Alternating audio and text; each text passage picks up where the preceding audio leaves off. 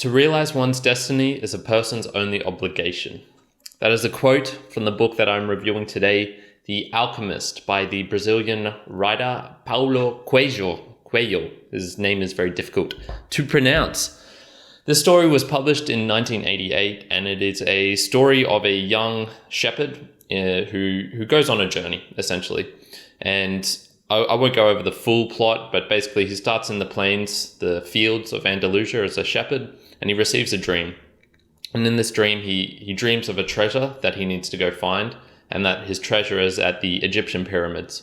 And so what he does is, through a long process of, I guess, confronting his own fears of pursuing traveling, so he travels across the Gibraltar Strait to the Moroccan bazaars, gets sidetracked there for a little bit after some setbacks and misfortunes, continues on his journey, meeting some different people, such as the Englishman, who is a alchemist in waiting or in training, and eventually meets the alchemist, meets the love of his life, and still continues on traveling through these camels, through the deserts, through the tribal wars, before, I guess, coming to the understanding of what his treasure is, how and where it's located. So the book in total is allegorical. It's more of the internal process that one needs to, I would say, achieve something great, to be able to do something that is beyond the pale, that is beyond the ordinary, and to go after what you truly believe in, what you feel in your heart of hearts is something that you need to do. So I guess the themes of the book and the language that Paulo uses in the book is very, it's almost sort of fluffy, but it really gets to the heart of something true as well, something very deep. So one of the things he talks about is the personal legend.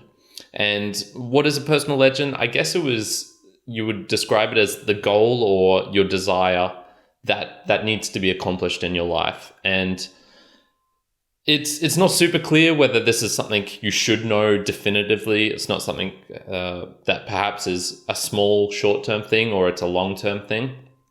And in the book, it's more of a long-term thing, but his character accomplishes it within, I don't know, like 2 years of his life or something like that. So it's definitely just something that you feel you need to do. If I had to equate it to something, for me, it would have been my desire to travel South America. So before I actually did it, it was always in my mind, like, am I actually going to do it? Is this something that I can accomplish? And, luckily for me, I did manage to accomplish it. And I guess I can tick that off and say, this is something that I've done in my life. And when I read this book for the first time, I would say that probably was my personal legend, something I had deep within me, a deep desire that I needed to accomplish. And the book sort of poses some questions like, where does this come from? How do we know what steps to take, how to do it? And it gives some tips and tricks, I guess, within the book, although it's not a self-help book at all. And it's more of just an understanding of your own mind, your own personality, your own soul, and the tricks it plays on you to get you to not do things, but also the encouragement it also gives you. Why people stop is also addressed in this book, as in, why don't people go after what they know they should? They know that this is the thing they have to do in their life, but they still don't do it.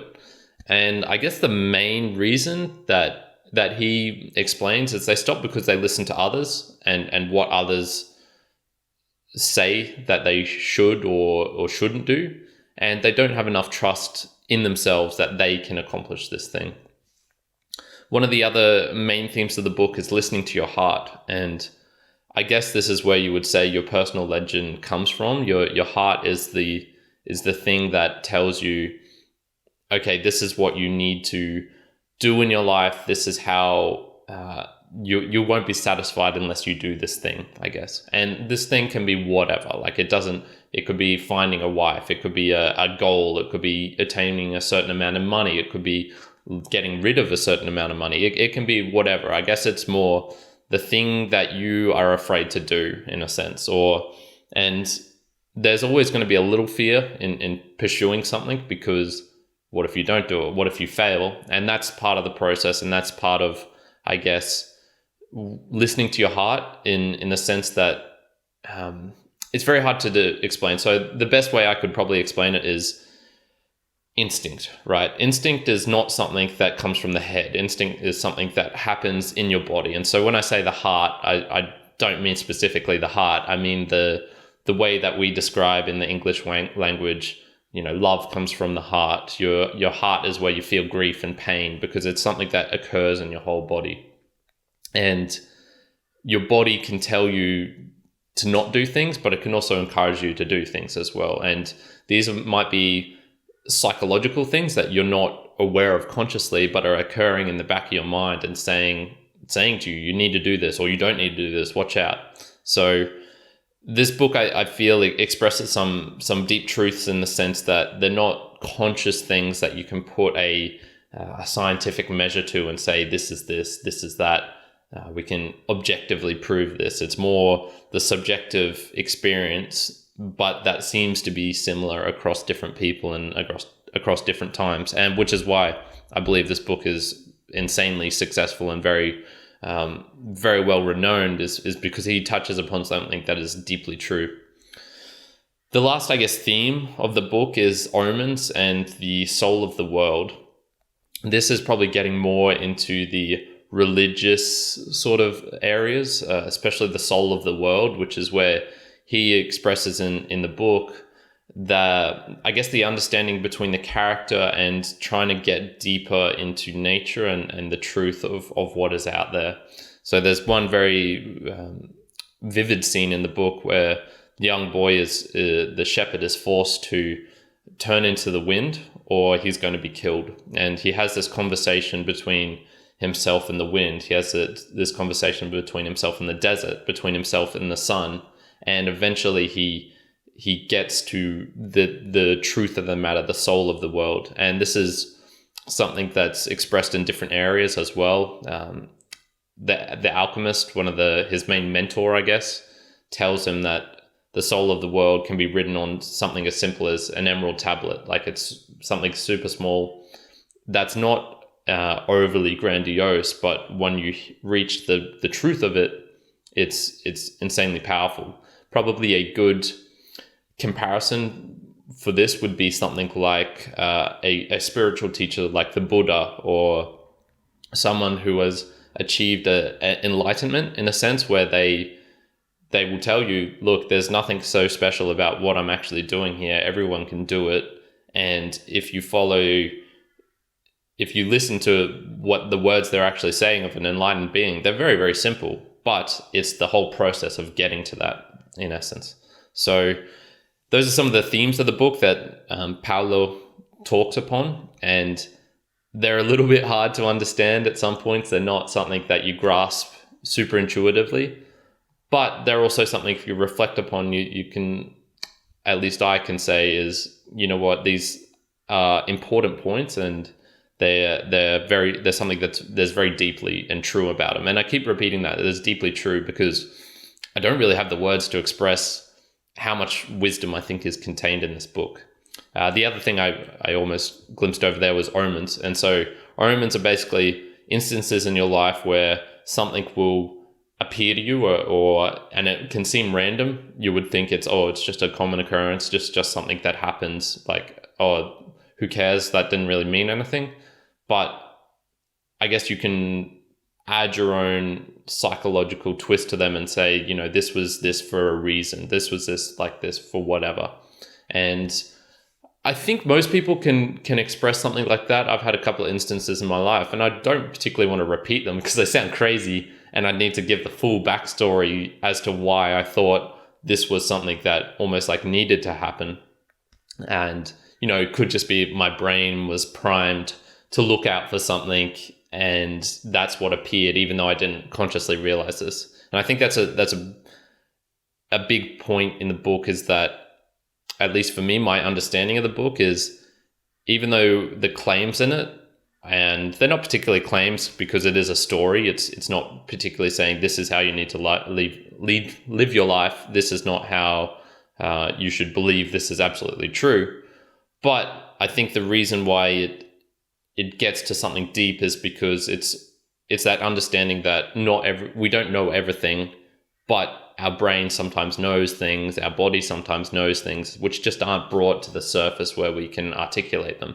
So that's my understanding of the book in general. And as an observation, I would say it is the best book so far that I've read that expresses the things that are sort of irrational beliefs that I have, where I can't say, scientifically I can prove this. I can't say it might not be something I'd be very comfortable expressing in front of someone who is very logical almost to a fault, and that's okay. That's okay. And I don't claim to know everything in the universe. I don't claim to practice exactly what I preach and whatnot. So what I feel with that this book gets at is that thing that I can't express, and it does a damn good job of it, a really good job.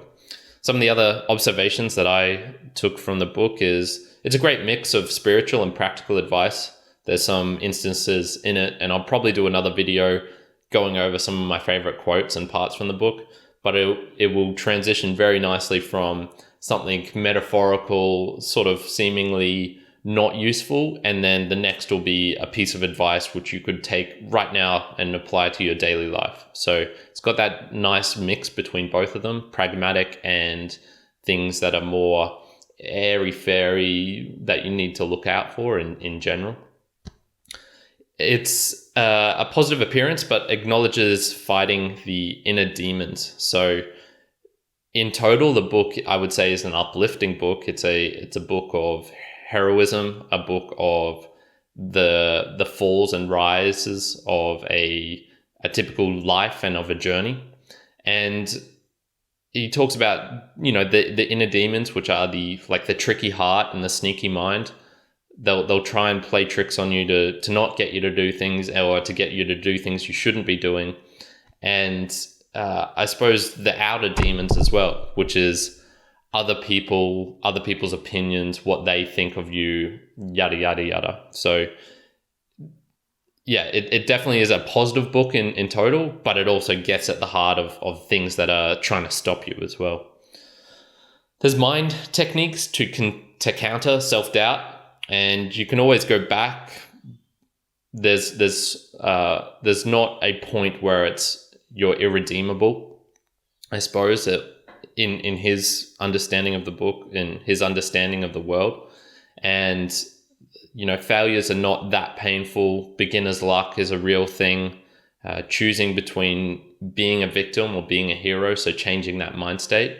So yeah, there's lots of just techniques that he expresses, which I've found useful in my life to, I guess, alternate what the situation I am in is objectively the same, but the way that I approach the situation, the way I think about it, has a huge, huge difference on how I react and how I can, I guess, solve it going forward. One of the real interesting parts of the book is not even related to the book, it's related to the writing of it. So Paulo actually wrote this book in 2 weeks, he said. And it's definitely believable because it's not the longest book, 180 pages, I think, something like that. And it's relatively small and short as well. It's I think you could probably read it in a good 4 hours, something like that. And he wrote this book very quickly, and you would think, for something like this, where it's so full of wisdom, so full of such a great storytelling, that you would need to edit it constantly. You'd need to be pushing things here and there. But he was saying, no, I wrote this book because I put in the massive amount of work beforehand. And it was more after this, his whole story of trying to get it sold. No one wanted to take it. And, the classic story, he goes to 20 publishers, 50 publishers. No one wants to take it, but he believes in the book. And eventually someone takes a risk, and then it becomes being a huge, huge bestseller, translated into God knows how many languages.